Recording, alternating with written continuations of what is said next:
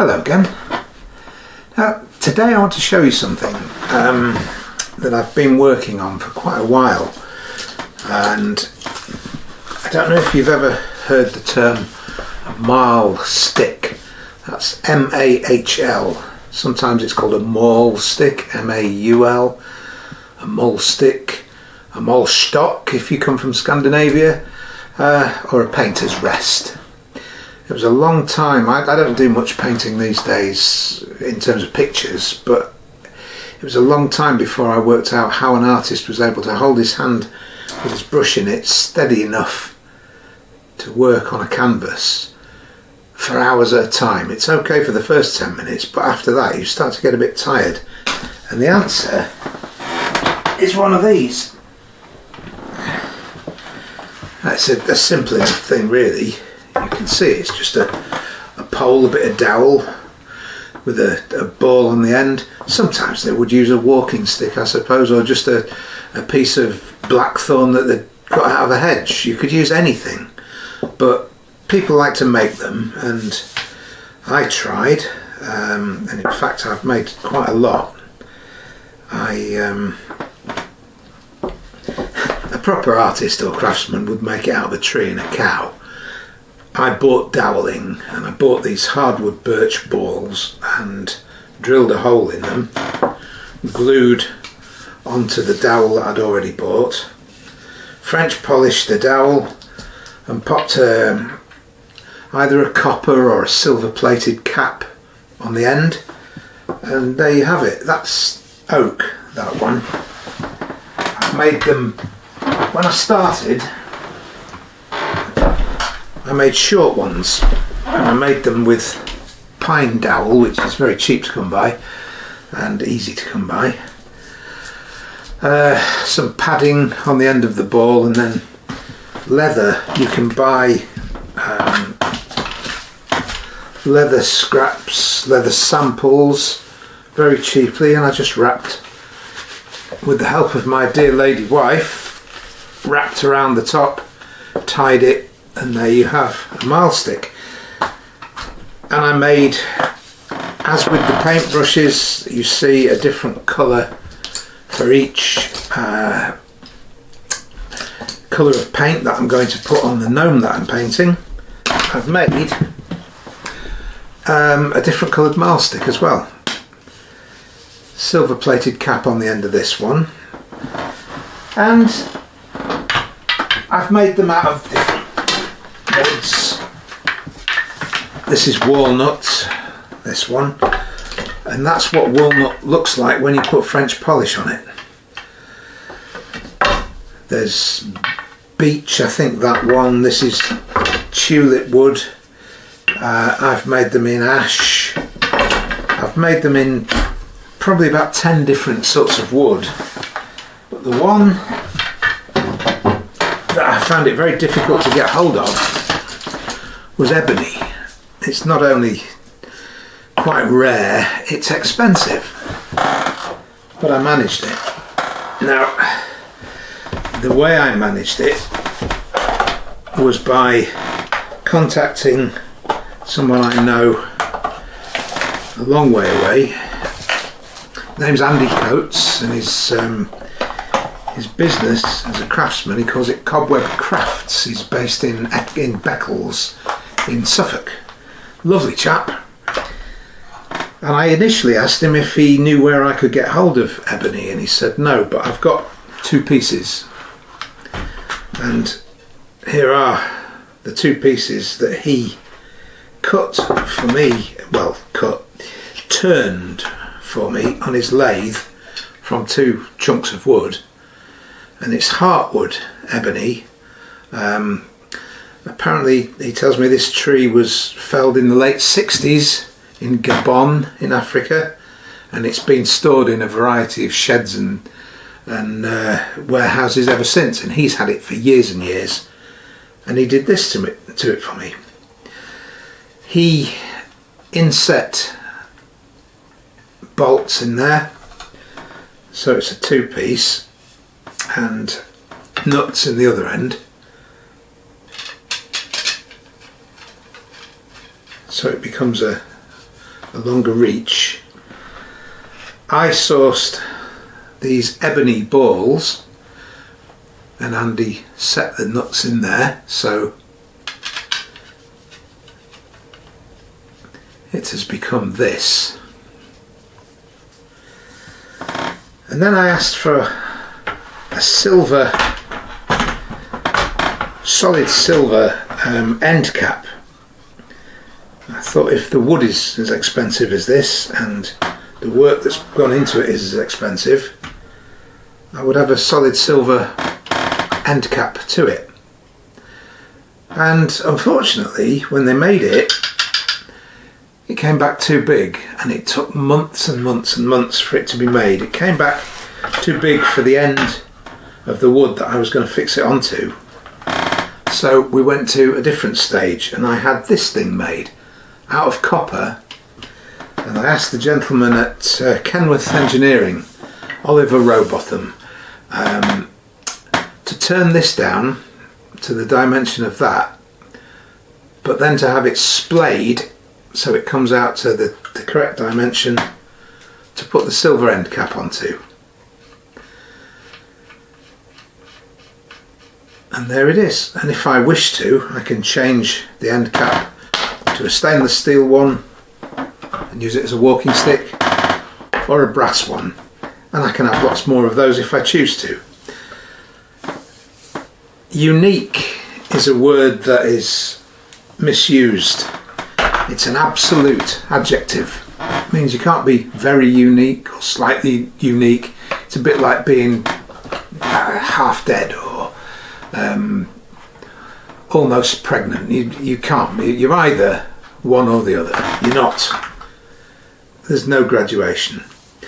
This, I believe, to be unique, because even if you had all the various bits made and you had the end inscribed as I have with Amat Victoria Curum, which means victory loves preparation, if you had the brass fittings and the ebony ball and it balanced just as this one does perfectly well, you still wouldn't be able to get that pattern in the ebony. This is unique. I am now going to French polish this, the wood. So I'll take this to pieces. There is another addition to this. You've seen the others have got a leather top. Well, I'm currently having made some little leather bags to go over the top, which will tie a padded one first and then a leather one over the top of that. And it'll tie up here, and then you're not going to damage either the wood or your canvas or whatever it is you're leaning it against.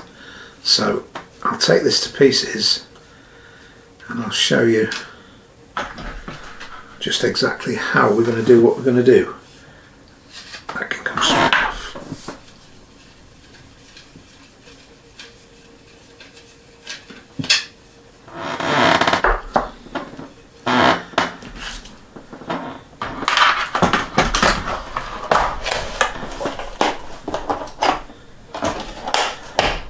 Quite a cheap snooker cue case which I've adapted on the inside to carry it around in. I would like to make a separate drawer that it goes in when it's not travelling, and that would be velvet lined, but we're not there yet.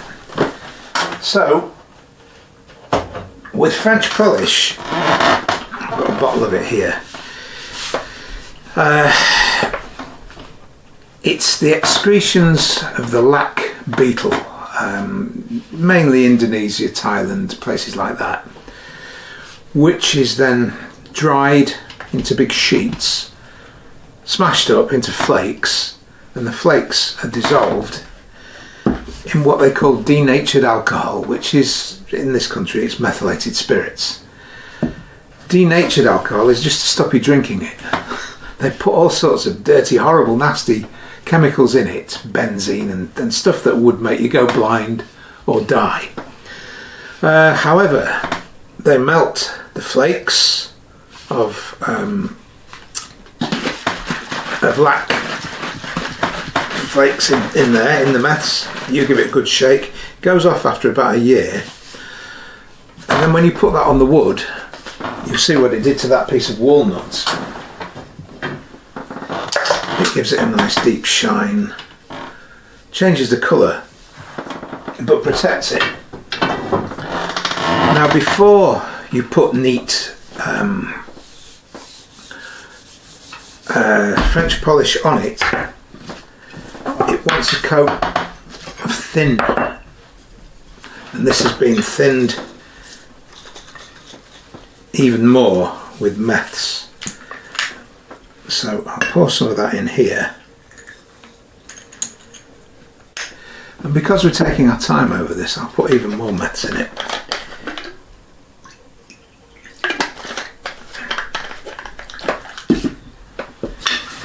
And we'll give it a stir. Now, as I've said to you before you put anything in the way of paint or polish on anything at all, you need to know where it's going to go. Where is it going to stand to dry? So I need to work out what I'm going to stand it in or lean it on. I wonder if, because there's a bolt in either end, it might sit nicely in here. I've got some more brushes drying. And they're ready for a second coat.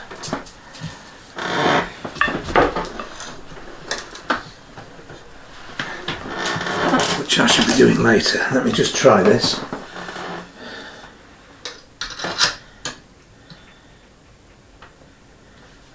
I think that will do. I think we'll get away with that.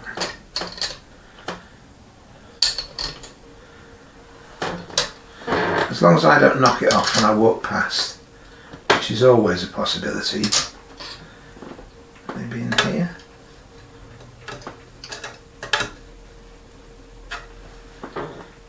Yeah. I'm going to risk that. It dries quite quickly, so it'll not be there for very long. So, let's have a look at this then. I want the mixture to run that way down the pole, so it's not staining this nice brass fitting too much. And initially I'm going to put it on with a brush. So you'll see the colour change as I put this on. There, you can already see, isn't that beautiful? What that is going to look like when it's finished. And we're going to be at this for some time. The first coat will just be a base, very much like when we put red oxide primer on the paintbrush handles. This base will dry and we'll give it more. I could just keep going with it this thin over and over again, but it might take years rather than weeks, and nobody wants that.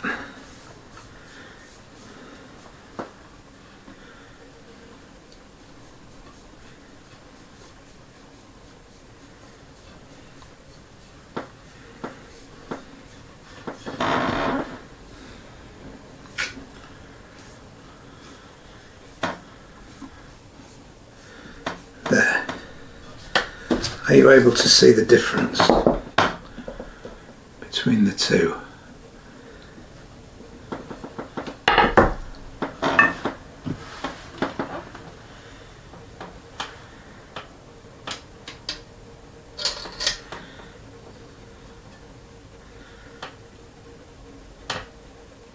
Let's try this one.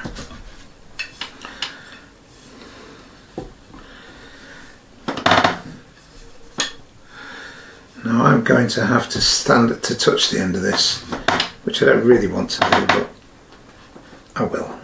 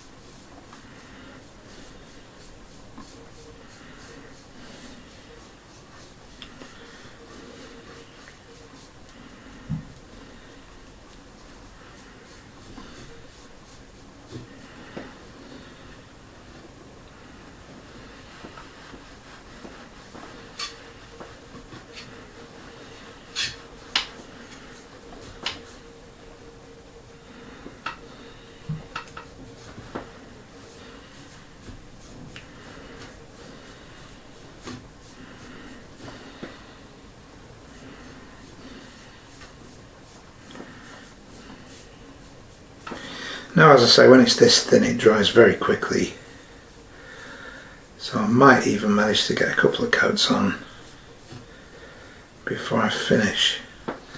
Let's see.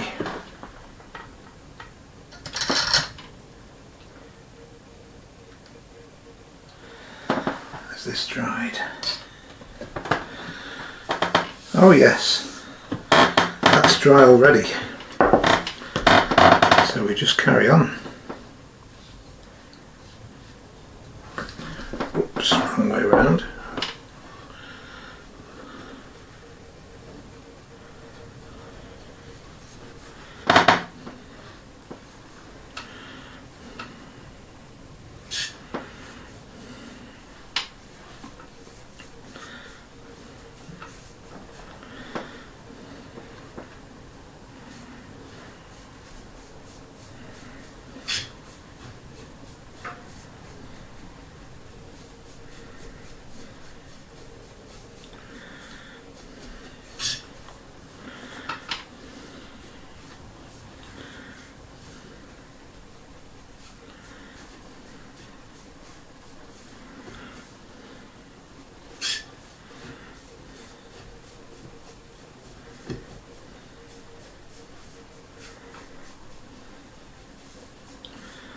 There are not many Mahl sticks around that belonged to famous people. William Hogarth, the artist, I think he's 17th century Hogarth, his is still around. Oh, there's a picture of it, I've seen anyway. Can't seem to find any evidence of anybody else's. Picasso, Constable, any of the old masters. Maybe they used one, maybe they didn't, maybe they were so disposable like their paintbrushes that they just haven't survived. Which is a shame, because I'd like to see them and see how they compared to mine in both terms of weight and length and durability.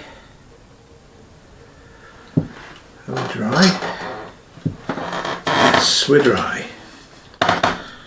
Okay, so 2 coats of thinned shellac, and it is very thin, this. You can tell by how quickly it's dried. And then I shan't put it on with a paintbrush. I shall use a cloth. Now, French polishers, when they're doing tables and things like that, they do make a thing called a rubber.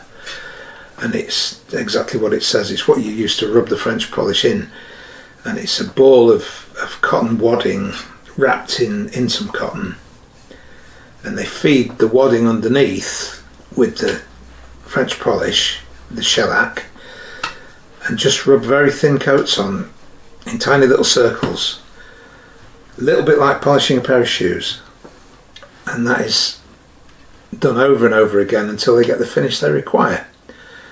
And I spoke to a gentleman who was a time-served French polisher, and he said his piece that he had to do for his apprenticeship, 6 weeks. I think he said it was a piano.